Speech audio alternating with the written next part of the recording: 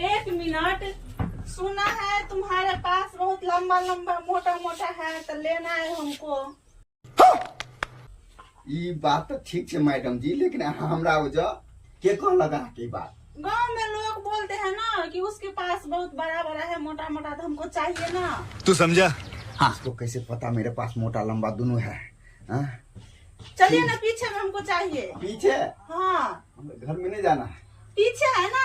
Oh my God, हमको लेना है। लग रहा पीछे ही देगा। चल। उधर नहीं, किधर? ये आप गलत सोचते हैं, हमको ये चाहिए। ये बड़ा बड़ा मोटा मोटा है ये वाला? हाँ, नहीं, तू समझा नहीं। यही चाहिए हमको, ये बहुत ये पसंद चाहिए। है। भूल ही जाता है उसका नाम। नाम है इसका लौकी, लौकी, कद्दू, लौकी जो भी बोलता है। ये चाहिए आपको? हाँ। ठीक, ऐसे बोलिए ना, मैं तो तुम क्या सोच रहे थे? अरे मैं कुछ बहुत दूर का सोच लिया था। पागल गवार। अभी ठीक है मैडम, अभी मैं कच्चा ला के काटता हूँ उसको। कच्चिया, कच्चिया बोलता है उसको। बोलो बहुत दोगला बाटी थी।